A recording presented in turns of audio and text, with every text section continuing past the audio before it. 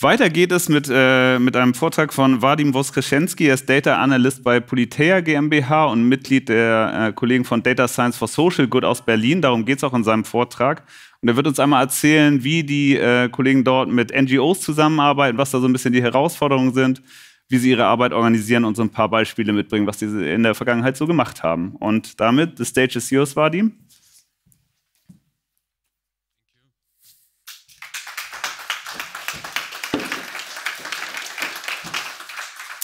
Yes, thanks everyone for coming. My name is Vadim. I work as a data analyst at Polyteia. It's a GovTech company in Berlin. And also, I think since 2019, I started working at DSSG, Data Science for Social Good in Berlin. It's a small non-profit foundation. And the main idea of our organization is helping NGOs with some data-related questions and issues. So we are trying to create infrastructure connecting data analysts, data scientists, interested in social good in broad sense, with NGOs and non-profit organizations. Today, I will give a presentation about our activity. I would say the presentation has two parts. The first and the most important, I think, for discussion today is part about how we organize our activity, what is internal structure of all this DSSG, because I think it's still quite new topic, how to work with NGOs and how to help NGOs with data. And then in the end of the presentation, I will show you some use cases, some examples of how we work with NGOs during the most recent hackathon that we organized.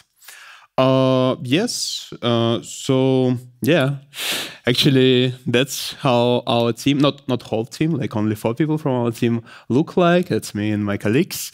Overall, we have right now 6 active organizers.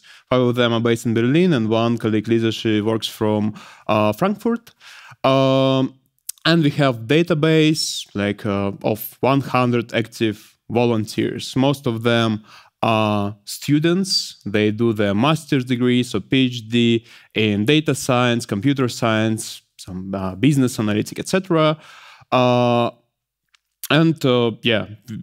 We just work mostly with these people.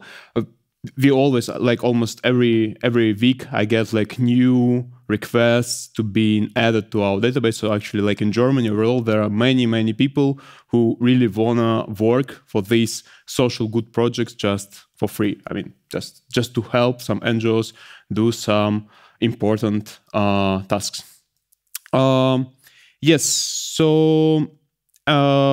Speaking about our volunteers. How do we communicate with our volunteers? We have our database and we add them after each request new volunteers. We also have we're trying to have a regular newsletter where we send out all the projects that we start, all the events, all Datatons which they can join. And we also have an active Slack channel where we discuss together all these events and some issues overall, topics related to data science for social good.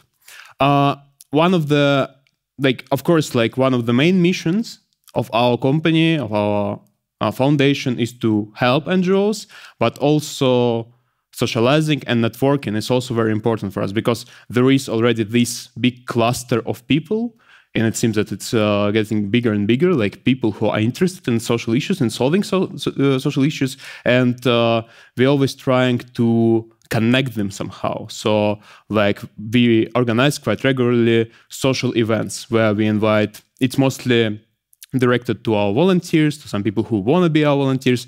They meet together, we give some presentations. For instance, at the most recent one, we gave presentation, our friends gave presentation on how we can use image recognition to identify refugees that lost at the sea.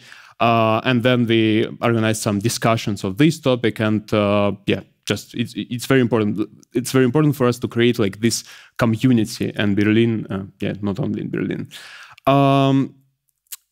Speaking about organizations, I mean, yes, non-profit. So it's very important for us. So that these organizations with which we work, they are related to some social good. I mean, I understand social good is like, it's very subjective, of course, and like we don't have a good definition of what social good. So it's always like our decision finally, like which organization we want to work with. But like in broad terms, of course, this organization, they're related to these areas like public health, education, economic development, disaster response, and the environment.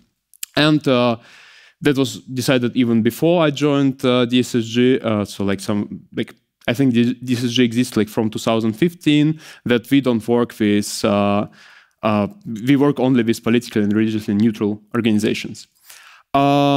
Yes, and actually like one of the main aspects of our work, these NGOs should have some data-related questions, because as you realize, in most of the NGOs, we have different understandings of data. Sometimes we search for NGOs with data and they come with like Excel spreadsheet with 10 observations, and they want us to help somehow do some graphs for that and to help them. And we always need to like communicate somehow like what we understand by data analysis, by data science, and how exactly we can help them.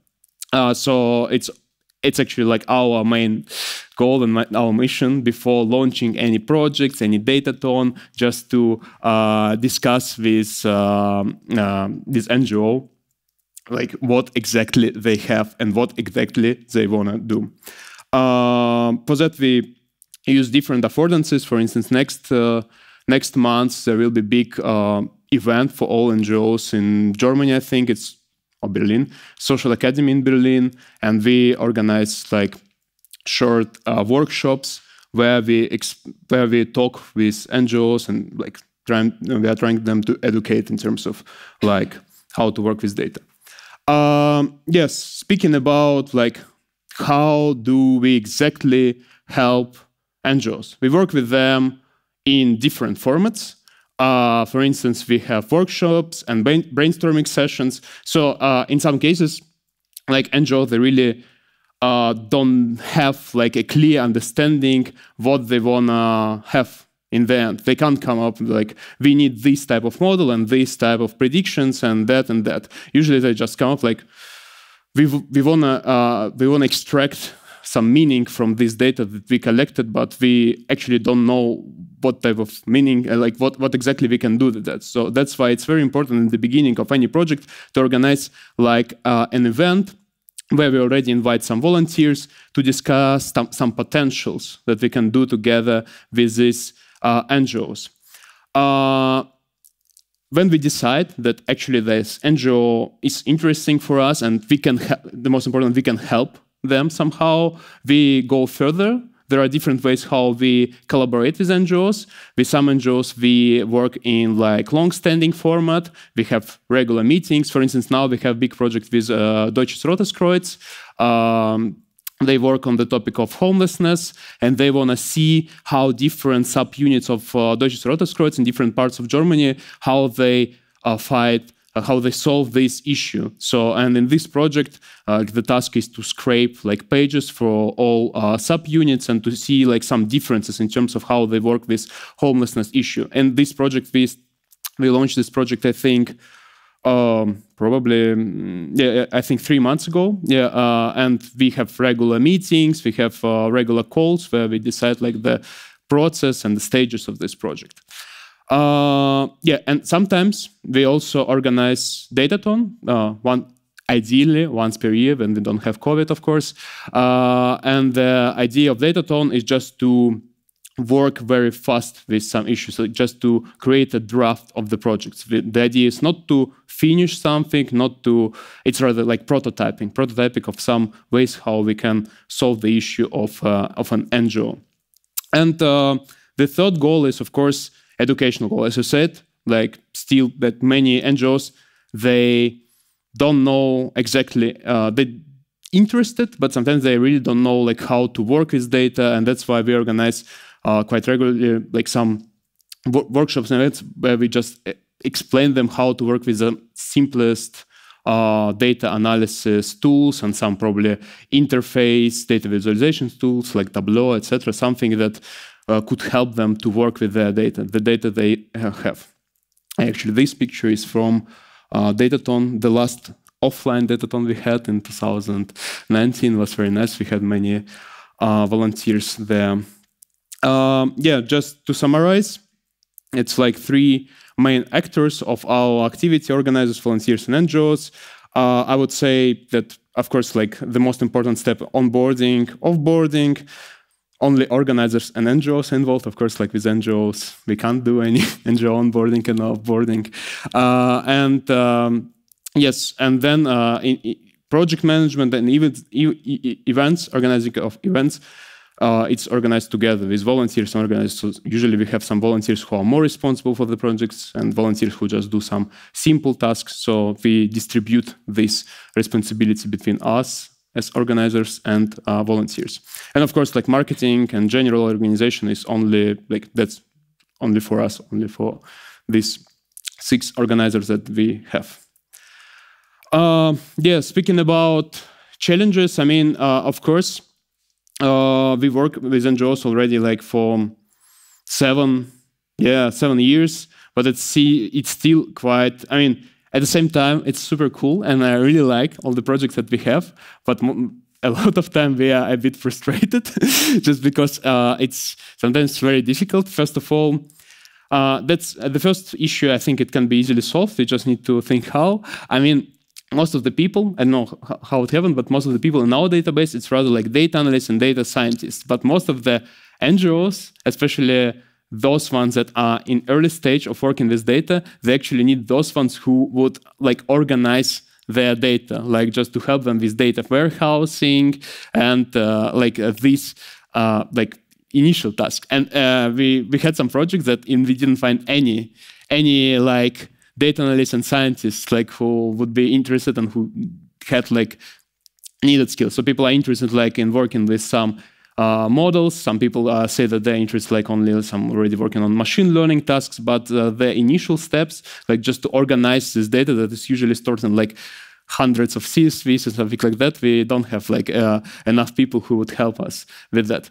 Of course, another problem is commitment issues, like from both sides, from sides of data analysts and NGOs. Especially, it has worsened during like all this COVID period, just because when we had like offline meetings, usually when people already like decided to come, they would come. But when you just register somewhere for the event that would take place online, for some reason it just allows people to decide like to cancel this participation like 5 minutes before the event. So for instance, we had a situation when we had like NGO very interested in collaboration, and like 2 or 3 like data analysts, they just canceled their participation like the same day. So it was very frustrating for all sides, for us and for NGO. Like NGO stops believing in like potentiality of our activity in some good sides of this data work, and we also think like, what are we doing actually? Data-driven NGOs I already mentioned, and communication of the results. It's also very important, just because we realize that sometimes data analysts and data scientists, they don't know how exactly to transfer their results and their findings to NGOs. Like they try to explain that like their model is just good in terms of like how do data science usually do that, with help of like special metrics, like they show like accuracy, precision, recall, etc.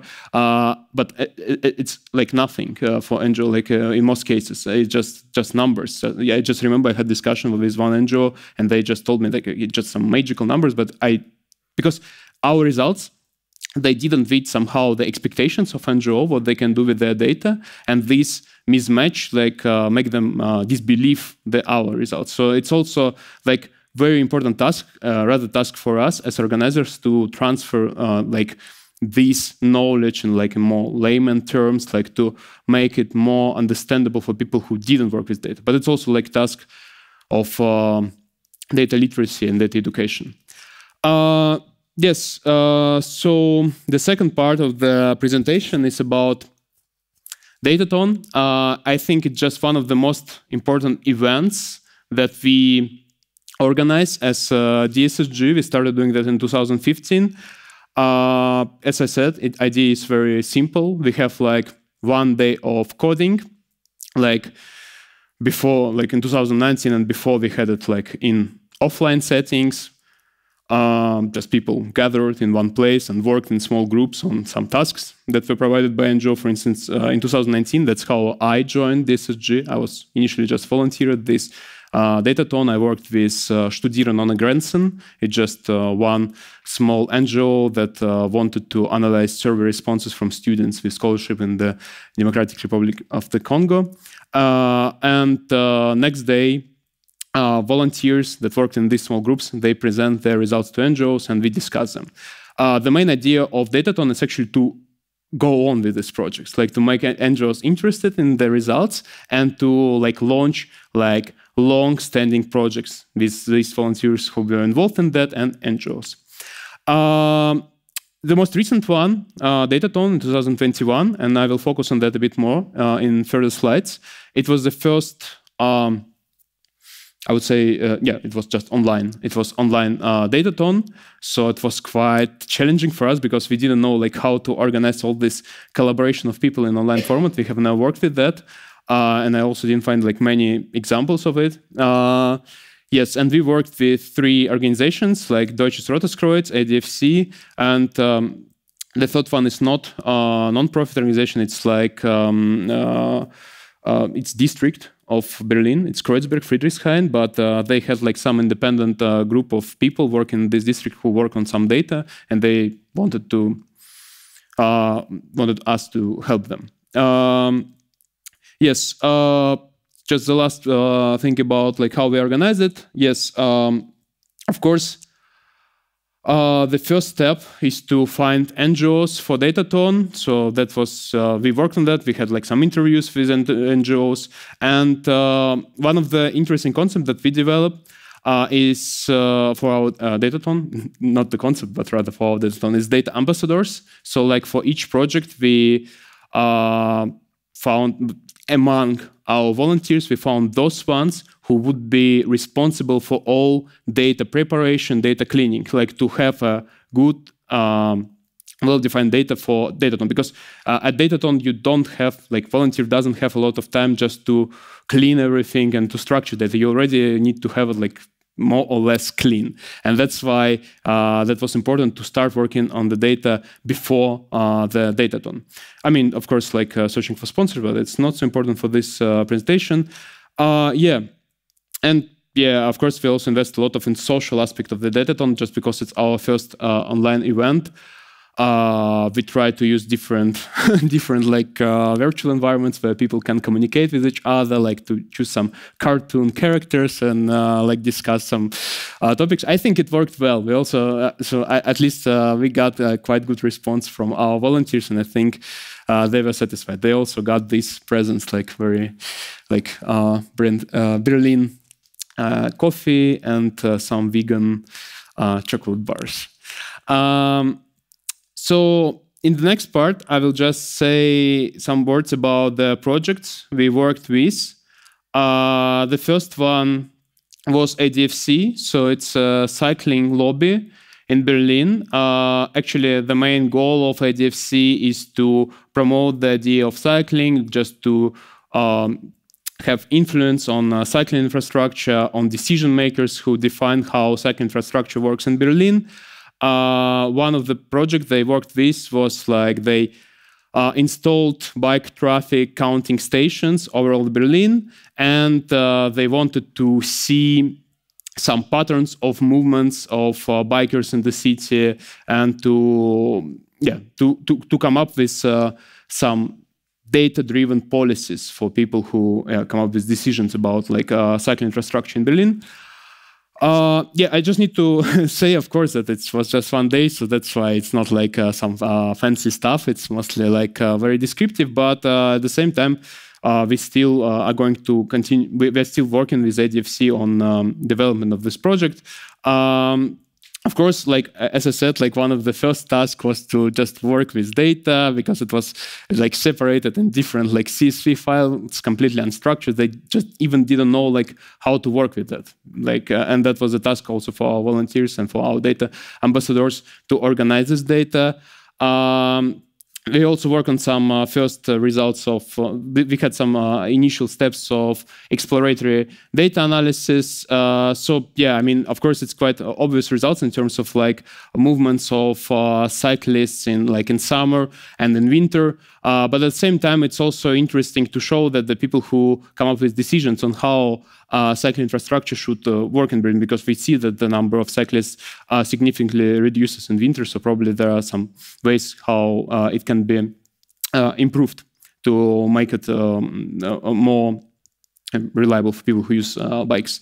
And also they connected, like one of the groups of our volunteers, they connected the information of bike accidents in Berlin with this traffic information, and they tried to find some correlations between the number of cyclists and the danger of the streets. Unfortunately, I can't show, just because of the way how the presentation is organized. They also, one of the final tools that was created by our volunteers was very simple website that was actually very important for ADFC. They wanted to check how number of cyclists changed after COVID started. Like just and overall, they wanted to see like how a number of cyclists changed in different districts of Berlin. So they want to have like very simple service for that. And actually, like one of the groups they created, probably I will share the link somehow afterwards. It just it's very simple application made on Python that allows like a user to see like for different dates how many cyclists and how these numbers changed in Dynamics. Another project, yes, that's how we started working with Deutsches Rotes Kreuz. We still working them on some other projects, but this one, the real problem they come to us with was skilled workers shortage in public sector. So, and they wanted to see like how people respond to different type of job descriptions. So they had data set with job descriptions, job tags, and they also had information on response from people, like in terms of apply button clicks. Yeah, I mean, one of the first results was that our volunteers, they compared the response in big cities and in small cities, and at least like Rotes Kreuz said that it was quite interesting for them to see that that for instance, Altenpflege is more popular in small cities and like Sozialarbeit in big cities. They also showed like how response of appliers, how it differs between different types of jobs, like Teilzeit, Vollzeit. So, for instance, that there are not so many people who apply for Teilzeit. Yeah, actually, like, so we have, I needed to add some more technical stuff. Of course, it's very, very underdeveloped like model, and it couldn't be improved more. I mean, I understand that. But that was some first initial results of one of our volunteers. So the task was just to predict the success of an ad. So they tried different models, and they also used as features different terms from job descriptions, some text. I mean, of course, like results like with location and longitude, they're not so interesting, and I personally would somehow like record them because it just rather says something different. It's not just latitude, longitude. It's rather some characteristics of the city, and it's like I would say it should be a further step, like in this. As I know, they still interested in working on that, and I just hope that in future we will have more robust and more useful model for our final end user for Rotes Kreuz. But I mean, it was already quite interesting for them to see some first results during this hackathon. I think it was already quite impressive.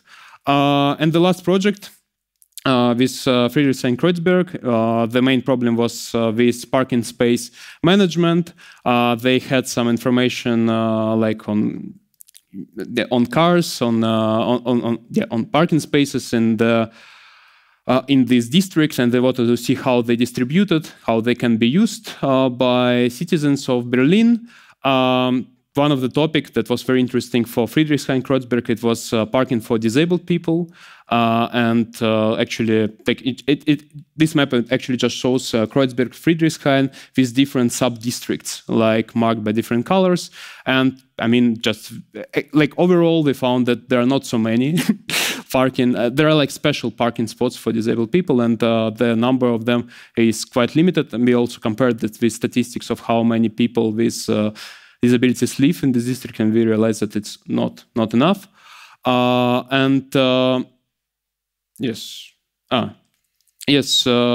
was also very simple widget showing actually some of the parking spots. They are located in some private and some park houses, and some of them they have like opening times, and it just shows like for Friedrichshain, for Kreuzberg, at which how like the opening times change like for 1 day, like for 1 day.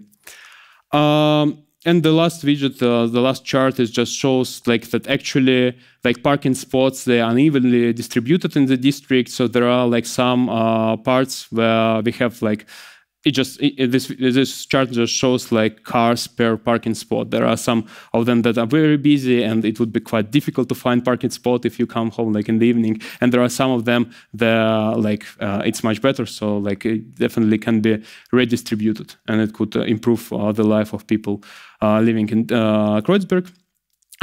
So yeah, I think. Finally, I just wanted to say that it would be super nice to have more people in our network, more people interested in doing some social good. So you can join us as volunteers, or probably as just interested people. As I said, we are always lacking people who are more interested in like data engineering tasks. If you can help with that and you want to help with that, we would be very happy to collaborate with you. Yeah, and thanks for your attention. It was very nice for me to present our project here at this conference.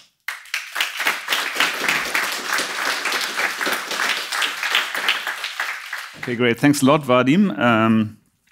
So are there any questions in the audience at this point?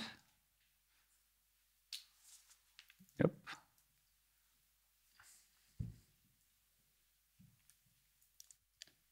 So maybe a general question about selecting the projects that you actually work on. Do you spend some time in assessing whether it's worth your time or whether the project should rather be dropped? Yeah, of course. I mean, that's actually like happens like during the first step. Like when we have an interview with NGOs, like we don't launch like the project if we decide that we can't like extract any meaning like from this data, and it wouldn't make any sense for NGO like to spend time with us and for data volunteers to work with us. So yes. Follow-up question. Suppose the data are great and the setting is great, but the assessment of the NGO might not be. What would you do? I mean, so basically to explain, working for an NGO that's not effective might not be the best use of your time, right? For me as a volunteer, for yes, yeah, of course, but what the question? I just never mind. It's fine. Yeah. Yeah. You just mean that overall, like working with NGOs, can't like be worth of my time, or with some certain projects. Okay, let me reformulate it. Yeah. How do you leverage the conflict of rather work a paid job and invest the money that you earn for a very effective NGO, versus doing voluntary work? Versus what? Voluntary work. Oh, well, yeah, it's a difficult question. I mean, I usually, like, of course, like I have like a full-time paid job, and I just think that personally, I believe that it would be cool. There are many NGOs that do a lot of cool stuff, and I know just invest like some of my free time when I can do that, and I think that the same works for volunteers. Yeah, thank you. Okay, one question from me. So you have more than 100 volunteers, you said, in your database, yes. And it's not so easy to find data literacy in NGOs. So do you have the feeling that you have more volunteers than you have projects to work on, or the other way around? Yes, yeah, I mean that's actually like one of the things, like one of the problems. We have like quite active and quite motivated like database of analysts who like go to all this like social event that we organize, and at the same time we just we struggle with finding like, but still these NGOs, they exist, but of course we have like much more like data analysts and data scientists that like potential projects. Yes. Do you see development in data literacy at NGOs? So is there like an upward trend? I mean, yes, for instance, as an example, like I think every year in Berlin we have a conference. It's called like Social Academy Berlin, where NGOs come with different issues, not only data-related issues. And usually we have some slots where we communicate with NGOs and we just discuss with them their issues like related to data. And I think I think the last time we participated in that like 2 or 3 years ago, and I mean it was not very popular among NGOs. And like next month we are having again this conference. And I think all our slots are booked. So I mean there are some examples of how like NGOs being. I mean it's not definitely a very good pattern, but I just noticed there are some changes. I would say we have more NGOs that find us, because before that was like mostly us cold calling NGOs and asking them. It's sometimes funny, like just ask them if they're interested in any help, like please let us help you. But right now, I mean, I have more and more NGOs that just find us just because they heard somewhere that data can be like relevant for them. Data analysis, data science can be relevant for them. And yeah, they just find us and ask how we can collaborate. Okay. Yes. Okay, one question in the front.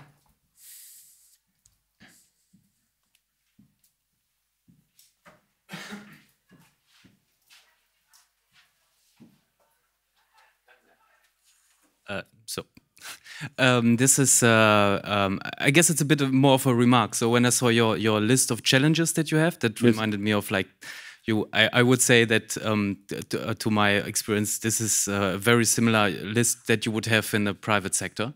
Okay.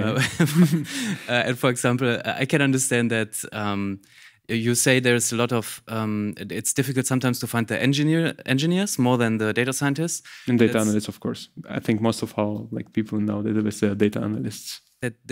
Sorry, that what? I didn't. Data analysts. Data analysts. Yeah. Data analysts and data scientists. Yeah. Yes. Yeah. Okay. I just want to say that like this is. I think this is part of the general data science world that you. More often than not, you have to work on data, and then it's a very very rarely that you basically really have a model and train that. So the way the company solves that is that they promise you a lot of data science in the job interview, but once you're there, it's like an engineer. But I can see that it's a different problem when you're working with volunteers, because when I'm volunteering, I'm a bit more picky with this job I don't want to work on this my free time. That's all I wanted to say. Just wanted to say that was very. I can understand that very well. And they're the same everywhere, because you always have to do more data cleaning. Yeah. I mean, of course, I understand that. Yeah. There's one question. Let's see. So maybe as a follow-up to what you just said, is there any initiative kind of aiming for software development for NGOs? Kind of, I guess a lot of NGOs have more basic needs regards to processes, they need a proper website, they need to kind of digitalize all of what they are doing. And I guess like all the data science, data analysis happen is just one piece of kind of creating value. Yeah. Is there any initiative that aims towards this? I'm pretty sure I remember that there was one initiative, I'm not sure where it's located, but there was one initiative helping with front-end tasks for NGOs, like for those ones who didn't have like any websites, anything like that, and you could help them about like software development or like any DevOps, any data engineering stuff. I don't think that there is one. I mean, we would be happy like to go in this direction, like to extend our network somehow, because we already see that this focus on data analysis and data science is very limited, and many NGOs, they come to us with different types of issues. Yeah. Maybe it could be useful to also like especially address those people like front-end developers and so on, and to extend kind of this claim that you have towards those people, because I guess there are a lot of other engineers out there who are willing to contribute to something good, but wouldn't kind of understand themselves as data scientists or whatever. Yes. Okay, I think I'll take it as a closing remark because we're over the time. Thank you. Thanks a lot, Vadim, for your presentation.